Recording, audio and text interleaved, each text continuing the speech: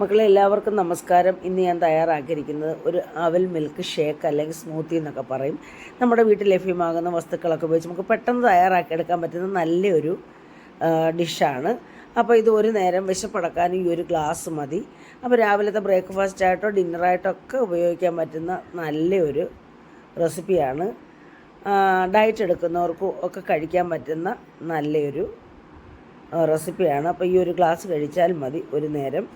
അപ്പോൾ ഇതിനായിട്ട് ഞാൻ എടുത്തിരിക്കുന്നത് തവിട് കളയാത്ത അരി കൊണ്ട് തയ്യാറാക്കിയ അവലാണ്. ഈ അവൽ 2 സൈസുണ്ട്. ഇതിൻ്റെ കനം കുറഞ്ഞതുകൊണ്ട് കനം കൂടിയതുകൊണ്ട് ഇത് കനമുള്ള അവലാണ്. പിന്നെ വെള്ള അവലും ഉണ്ട് കേട്ടോ. നമ്മളുടെ ഈ റെസിപ്പിക്കെല്ലാം നമ്മൾ ഈ ചുമന്ന തവിട് കളയാത്ത അവലാണ് നമുക്ക് ഏറ്റവും നല്ലത്. ഇത് മാർക്കറ്റുകളിലൊക്കെ ലഭ്യമാണ്. അപ്പോൾ ഇത് 4 ടേബിൾ സ്പൂണാണ് ഞാൻ എടുക്കുന്നത്. നമ്മൾ 2 ഗ്ലാസ് കണക്കാക്കിയാണ് തയ്യാറാക്കുന്നതിന്. നമ്മളിതിന് 1.5 ഗ്ലാസ് പാലാണ് ഇതിനായിട്ട് ചേർക്കുന്നത്.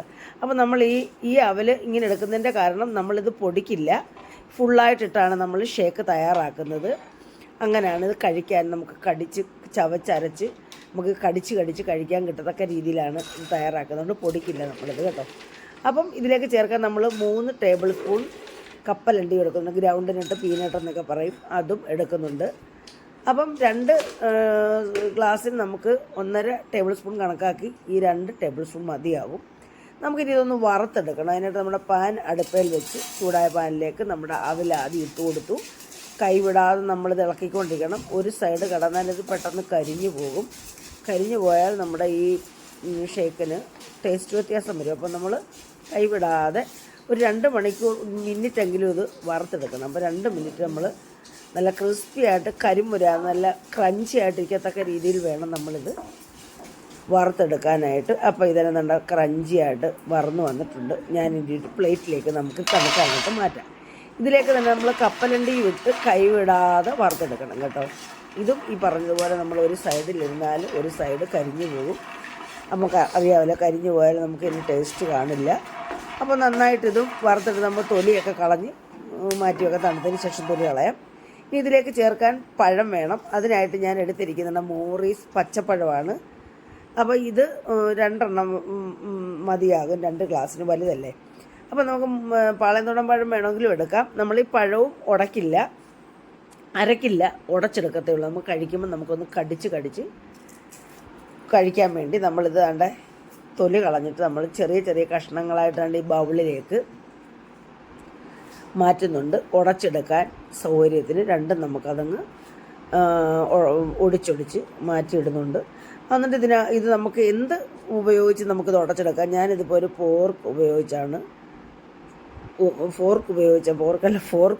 ഇത് ഉടച്ചെടുക്കുന്നത് കേട്ടോ. പിന്നെ എന്തെങ്കിലും നമുക്ക് ഉടയ്ക്കാൻ പറ്റുന്ന എന്താണോ അത് വെച്ച് വേണേൽ നമുക്ക് ഉടച്ചെടുക്കാം.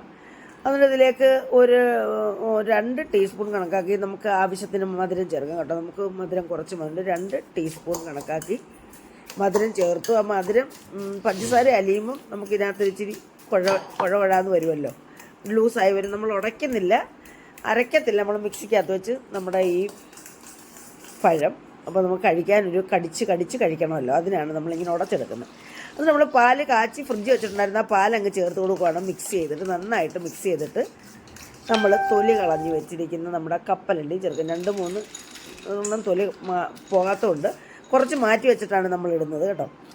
എന്നിട്ട് വറുത്ത അവലും കൂടെ ചേർത്ത് നന്നായിട്ട് മിക്സ് ചെയ്യണം.